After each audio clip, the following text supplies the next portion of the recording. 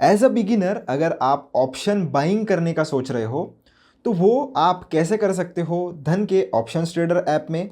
इसी के साथ साथ एज अ बिगिनर आपको कौन से बातों का पता होना चाहिए, जैसे कि ऑप्शन के ग्रीक्स होते हैं, फिर और कौन से जो फैक्टर्स होते हैं वो मैं आपको समझाने वाला हूँ कि अगर आप एक ऑप्शन बाइंग या ऑप्शन ट्रेडिंग प्लान कर रहे हो तो इन सारी बातों का आपको पता होना बहुत ही ज़रूरी होता है, नहीं तो आप अननेसेसरी लॉसेस भी कर सकते हो। तो चलिए शुरू करते हैं, सबसे पहले ये जानकर कि ऑप्शन ग्रीक्स क्या होता है। अब इसके लिए दोस्तों मैं आपको ये बताऊं कि जो ऑप्शन की जो प्राइजेस होती है वो डिपेंड करती है इन ग्रीक्स के ऊपर। मतलब ऑब्वियस सी बात है, ऑप्शन जो एक टाइप का कॉन्ट्रैक्ट होता है उसकी प्राइस लिंक होती है किसी भी इंडेक्स के साथ या स्टॉक के साथ। पर इसी के साथ साथ ये जो ग्रीक्स होते हैं वो भी बहुत इंपॉर्टेंट रोल प्ले करते हैं इसकी प्राइस डिसाइड करने में। अब टोटल वैसे 5 ग्रीक्स होते हैं, उसमें से 4 के बारे में आपको पता होना ज़रूरी है और उसमें से भी 2 ऐसे ग्रीक्स हैं कि एज अ बिगिनर भी आपको ये दोनों के बारे में बहुत ही अच्छे तरह से पता होना ज़रूरी है। तो जो 4 इंपॉर्टेंट ग्रीक्स हैं उनके नाम मैं आपको बता देता हूँ। सबसे पहला है डेल्टा, फिर दूसरा है थीटा, तीसरा है वेगा और चौथा है गैमा। अब ये जो ऊपर के 2 हैं इन दोनों से हमें काम है, बाकी के 2 जो है इसे हम फिलहाल के लिए साइड में रखते हैं। तो डेल्टा क्या होता है वो समझते हैं। तो डेल्टा क्या करता है, जो चेंज इन प्राइस होती है उसके ऊपर काम करता है। अब जैसे एग्जांपल के लिए मैं अगर आपको समझाऊँ तो मान लो निफ्टी अगर 100 रुपीज़ से या 100 पॉइंट से ऊपर जाता है और किसी भी स्ट्राइक प्राइस या ऑप्शन में अगर आप ट्रेड कर रहे हो उसका डेल्टा अगर 0.50 है तो उस पर्टिकुलर ऑप्शन की प्राइस अगर निफ्टी 100 पॉइंट से ऊपर जाता है तो इस पर्टिकुलर ऑप्शन की प्राइस 50 पॉइंट से ऊपर जाएगी।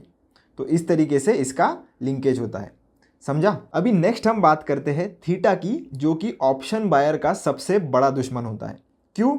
क्योंकि थीटा के वजह से आपका ऑप्शन का जो प्रीमियम होता है वो डीके होता है। डीके मतलब क्या होता है कि वो धीरे धीरे धीरे जैसे टाइम बीतता है वैसे वो कम कम होते जाता है अगर प्राइस नहीं बढ़ती है तो। जैसे अगर मैं आपको एग्जांपल देकर समझाऊं तो मान लीजिए किसी पर्टिकुलर ऑप्शन का थीटा है 40, तो आज के एंड ऑफ द डे अगर मार्केट में कोई भी चेंज नहीं आता, मतलब मार्केट अगर सुबह खुली तब 18,000 पे ही थी और जब बंद हुई तब एग्जैक्ट 18,000 पर ही थी, तो इस केस में भी आपका जो ऑप्शन का प्रीमियम होगा वो 40 पॉइंट से यहाँ पर डीके हो जाएगा। इसका ये मतलब होता है दोस्तों।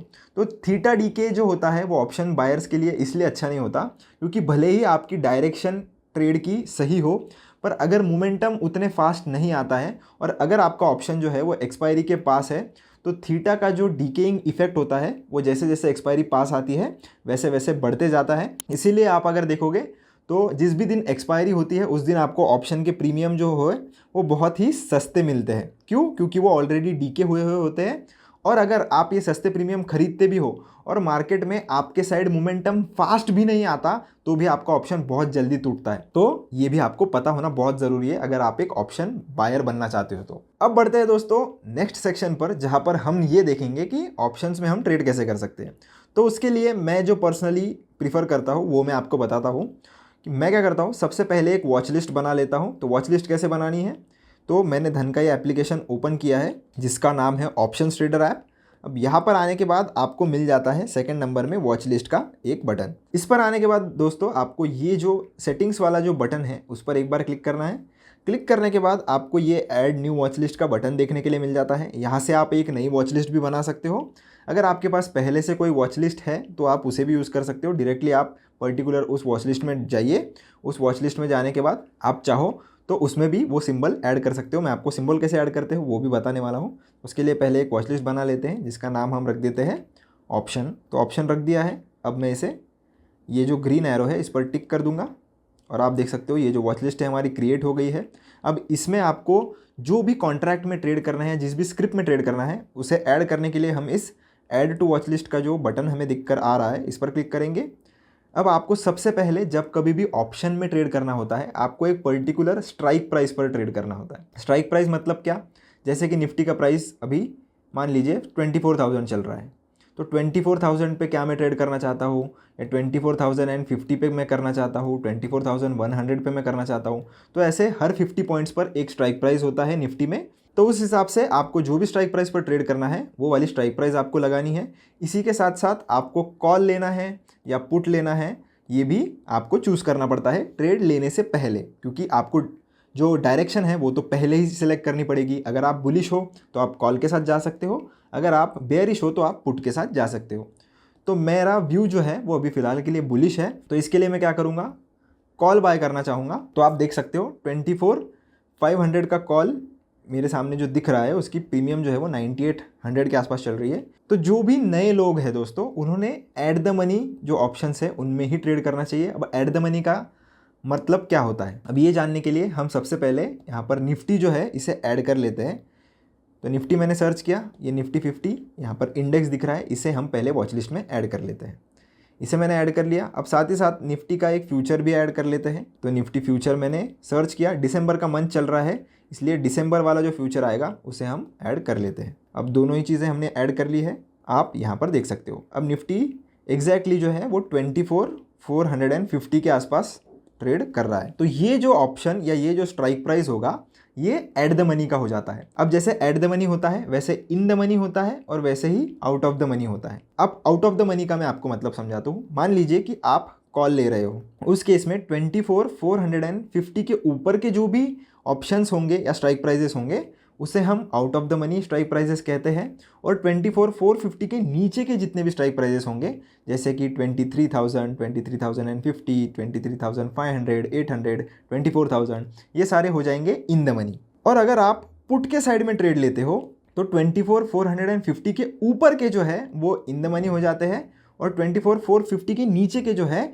वो out of the money strike prices हो जाते हैं।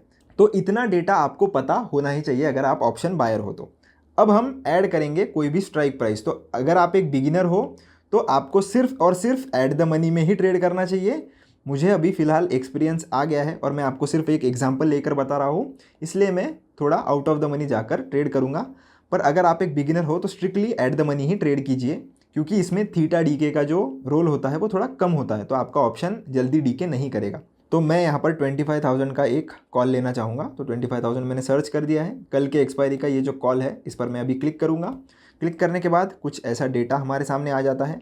सबसे ऊपर की तरफ आपको इसका प्रीमियम देखने के लिए मिलेगा। तो लगभग ₹2.5 के आसपास इसका प्रीमियम चल रहा है।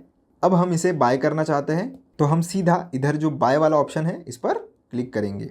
क्लिक करने के बाद आप देख सकते हो कि हमारे पास दो ऑप्शन हमें देखने के लिए मिल रहे हैं, एक है नॉर्मल और एक है ट्रेडिंग। अब इन दोनों में क्या डिफरेंस है? अब ट्रेडिंग का मतलब होता है दोस्तों इंट्राडे। इंट्राडे यानी कि जब आप कोई भी पोजीशन आज अगर बना रहे हो तो आज मार्केट बंद होने से पहले ही आपको उसे एग्जिट करना पड़ेगा। अगर आप एग्जिट खुद से नहीं करोगे तो ब्रोकर ऑटोमेटिकली आपका ये पोजीशन जो है वो स्क्वायर ऑफ कर देता है। तो ये सोच कर कीजिए कि अगर आप आज के आज ही पोजीशन अगर एग्जिट करने वाले हो तो ही ट्रेडिंग वाला विंडो सेलेक्ट कीजिए, वरना ये जो बाय डिफ़ॉल्ट नॉर्मल जो है उसे ही आपको सेलेक्ट करना है।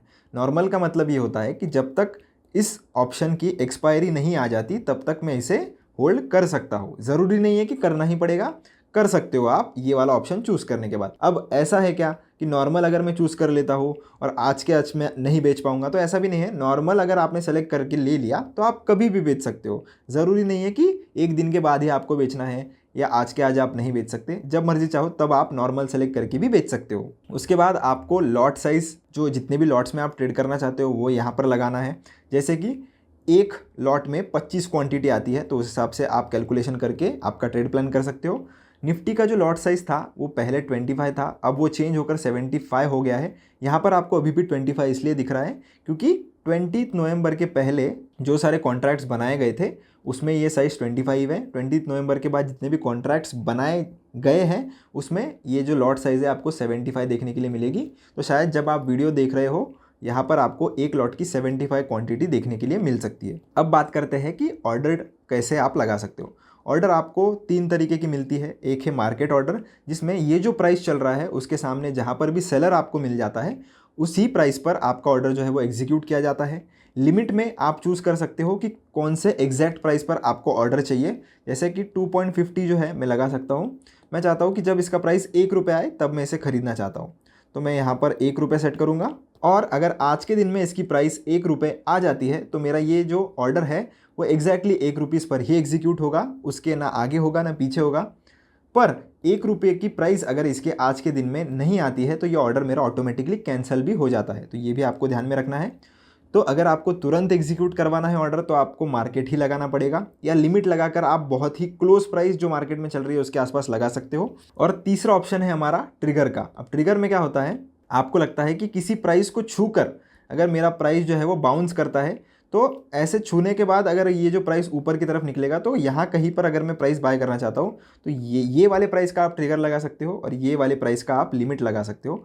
जैसे कि 2.5 रुपीज़ का इसका प्राइस चल रहा है, मैं चाहता हूँ कि जब ये 1.5 रुपये का प्राइस जो है वो छू कर आए और उसके बाद जब ये 2 रुपये पर जाए तब मेरा ऑर्डर जो है वो मेरा ट्रिगर हो या एग्जीक्यूट हो।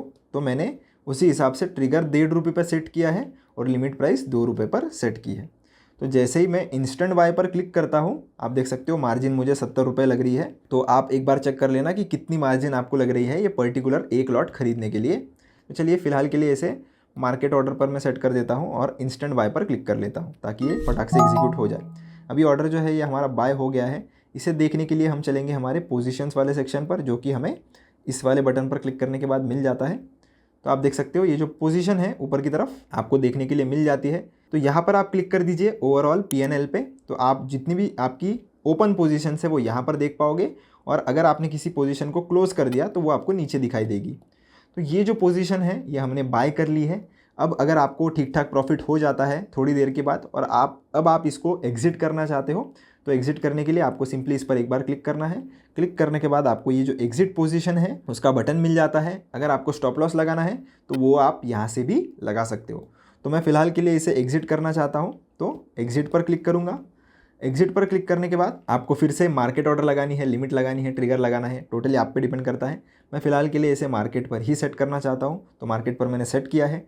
इंस्टेंट सेल जैसे ही मैं दबा दूंगा आप देख सकते हो ये जो पोजीशन है मेरी अभी क्लोज भी हो गई है। तो ये जो भी पोजीशन मैंने ली थी दोस्तों ये मैंने सिर्फ आपको एक एजुकेशनल पर्पस के हिसाब से लेकर दिखाई थी। ये मेरी तरफ से कोई भी बाय सेल रिकमेंडेशन नहीं है, ना मैं ऐसी चीज़ों को प्रमोट करता हूँ। बल्कि अगर आप कभी ऑप्शन बाइंग करना चाहते हो तो आपको हमेशा ध्यान में रखना है कि कंप्लीट एनालिसिस आपको करना चाहिए। ऑप्शन बाइंग में लॉस होने का आपको बहुत चांसेस रहता है, तो ट्राई कीजिए कि पूरा नॉलेज आप पहले लीजिए, सारी चीज़ों को सीख लीजिए, अच्छा एनालिसिस कीजिए और उसके बाद ही ऑप्शन बाइंग में ट्रेड लीजिए। धन्यवाद।